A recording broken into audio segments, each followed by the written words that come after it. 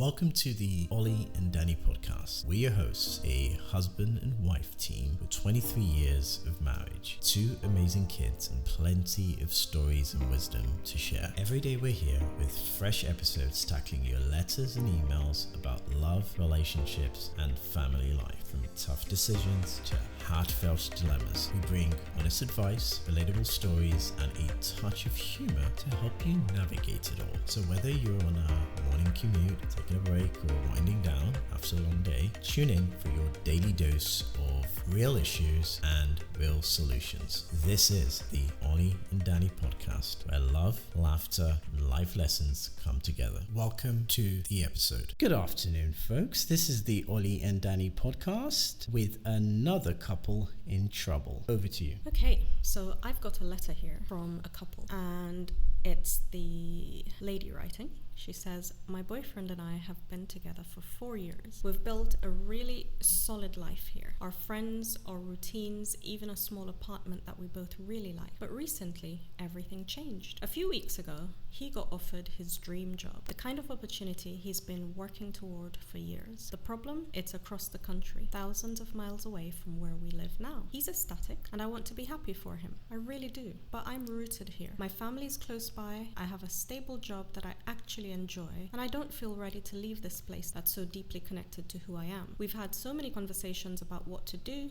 and they always end in tears or frustration. He says things like, I thought you said you'll support my dreams, and I can't help but fire back with, why does supporting you mean giving up everything I've built for myself? We've started avoiding the topic altogether, but it's like this huge cloud hanging over us. I love him, and I know he loves me too, but it's starting to feel like we're being pulled in opposite directions. I can't imagine staying here without him, but I also can't picture myself leaving everything I love behind just to follow him. Am I being selfish for not wanting to go? Is it fair for him to ask me to uproot my whole life? How do we navigate this without losing each other in the process? Thank you for taking the time to read this. I'm really hoping you can give me some clarity because I feel so stuck. This is such a tough situation because it's not about lack of love, it's about 2 people trying to balance their individual ambitions with their shared future. So we're going to come up with some options, some solutions, what we think would work. I think it's really tough, and I think they're going through a really tough time, but we'll do our best to see what we can put across. So obviously she's embodying a lot of fear here about upping sticks and moving with her boyfriend across the country with no real idea of what her life looks like while she does that in order to support him. Obviously she'll be leaving her family, her group of friends, I presume, her job, all that to go to a place that's most likely unfamiliar. We don't know if they know this new place that they want to relocate to, but she is embodying a lot of fear, and that's understandable. On the opposite side, he has a dream he wants to follow. Quite possibly this has been, it's his dream job. It's obviously something that he's wanted for a while, quite possibly pursued, worked hard for, and there is now the possibility of having that. And anyone who has ever worked for anything and knows what a challenge that can be sometimes to get to your goals will empathize with him, wanting to make this big move, but in the same breath not feeling supported to make that huge jump. Yeah, I definitely agree. I think it's a tough spot to be in, and he's thinking about it a lot because it's important to him. I don't know if she's thinking about it in the same context, but I'm sure she is. And yeah, I definitely agree. It's a really difficult situation, and we certainly can empathize. In terms of a solution, there are quite a few solutions to this. For me, the first being, it may well be you have to change the conversation a little bit. So you may have to reframe it in a way that it doesn't look like one person is saying that I'm the loser and it's all your fault. So we might want to start thinking about things differently in terms of maybe saying, look, I understand how you feel. We're in this together. So how can we create a life that we both want and we can both relate to? So I think it's about seeing the future as something that's positive regardless of whatever decision that's made, and maybe to some degree, have a plan of what the future actually looks like. I'm not sure if this couple has a plan in terms of they can see what their future looks like with the new move. Maybe that future isn't appealing to one person, but I don't know. But I would at least start with reframing the conversation. I think that's a good place to start, and then you can start to make inroads from there. Absolutely. I agree with reframing. Also, I think another really important thing to do is have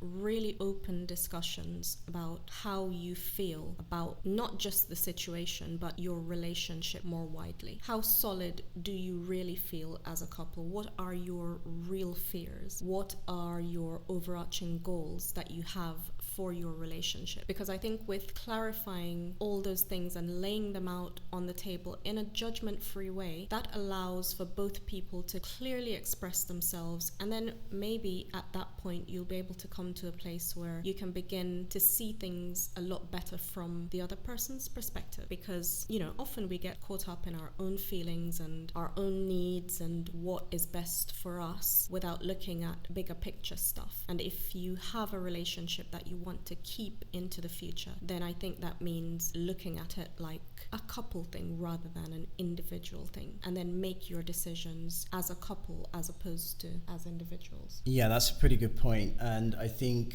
when we're talking about this, we thought about perhaps going down the route of a trial separation. So in other words, one person needs to maybe go where they want to go, and then give it a time, maybe 3 to 6 months, maybe a year, depending on your tolerance, and then see if it's still the thing you'd want to do. So when I say trial separation, I'm not saying you've got to break up. What I'm saying is that you could see if the situation's workable by taking the job and making the decision to commute or see each other at specific times. And this all could be good, because then it may well be that you change your mind, or at least one of you change your mind. And if that's the case, then fab, problem solved. So I think that could also be a good thing to look at or consider if it's something you guys haven't thought about. But yeah, that's what I would be thinking. Okay, I agree with that. And to add to that, I would say while you have your, let's call it long distance relationship rather than trial separation, that sounds a little bit breaky-uppy. So let's say try a long distance relationship for, I'd say 6 months. In those 6 months, set firm dates when you are going to see each other. So a good suggestion might be at the end of month 1, you visit him. At the end of month 2, he visits you, and you do it in that alternating kind of way for 6 months. That gives you both really good opportunities to gauge what the situation looks like. It gives you an opportunity to see where he is, to figure out whether you like the place that he is in. It gives you an opportunity to explore whether there are other job opportunities in that place that you could be looking into. It gives him an opportunity to come back and reconnect to the place where you both are, so he doesn't feel like he's just left and that's it, and he's out there floating on his own. It's a chance for him to reconnect with family, friends, your shared, support network, things like that. So I think a 6-month period where you're both going back and forth, it will also give you time to miss each other. And believe it or not, that can be such a point of clarity for a lot of couples when they're going through, a bit of a tumultuous time. Having the opportunity to be away from each other for any amount of time, even a little bit of time, can give a lot of clarity to the situation. Because, if you miss that person so much that you can't be without them, then that in itself is an answer, right? So I think a 6 months period of long distance is a really good suggestion. And the other thing that one can think about is the idea of remote working. Now it's quite common. A lot of people, they work from home, and most jobs it's possible. I don't know what it is that your partner does, but if it's possible for him to work remotely, then he could probably explore that. I know it might be tough in some jobs to do that, and maybe the company's not willing to engage in that way, but certainly if there's an option to remote work, that could be a way to do it. So it's also about exploring opportunities that will work for your partner if you're going to move away, at least from their comfort zone, what they know. So that's a good way, I think, that you can start to explore and look at things. It's like, how can I help the other person, do something where I'm going? It may also help them feel a little bit seen, like, okay, you understand their fears and their concerns, and it's not just primarily about how you feel and what you want to do. True. And to add to that point, you could also both look into hybrid working. That's an option too.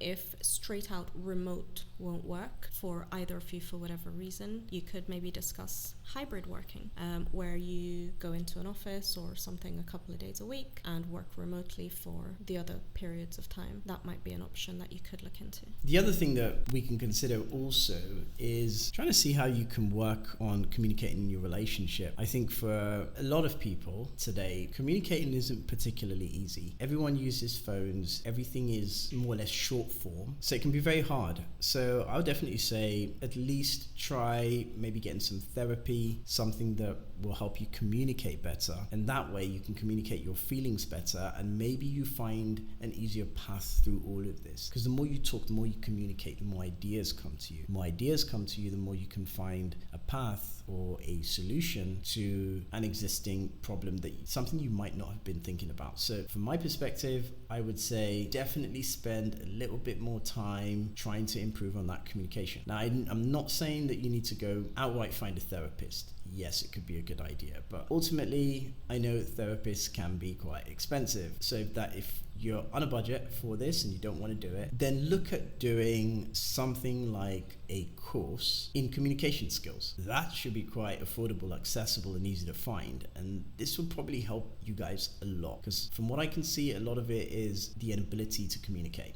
And if you can bridge that gap and do that better, then that's going to be all round good for you. Absolutely.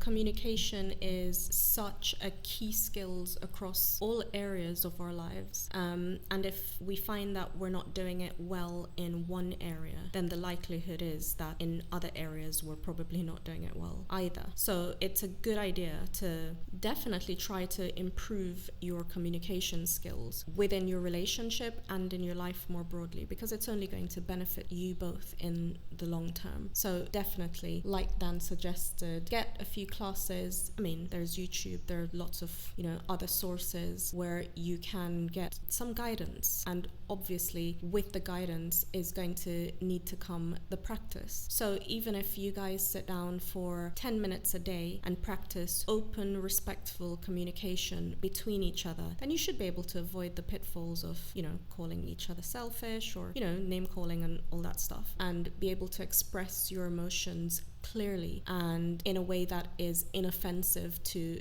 the other person, because you're really not going anywhere fast if you're trying to have a conversation in which one person feels insulted or under attack in any shape or form. They're not going to be receptive to whatever it is that you're trying to say to them. It's going to be like talking to a brick wall. So it's really important to be able to communicate your feelings and your viewpoints on a given topic with clarity and in a way that is not offensive to your partner. So what did we get from all of this? Well, I think we spoke about reframing. So say things differently, just so the other person knows that you actually care. I think the other one was exploring creative compromises. So we talked about exploring a long distance relationship for a short period of time and then finding win-win solutions for both of you. So rather than look at it as one person sacrificing something for the other person or, things along that line, look at it as a win-win, because if you are able to overcome this hurdle, which is all it is, it's just a hurdle, and if you are able to overcome it, you both win because you get to keep your relationship. And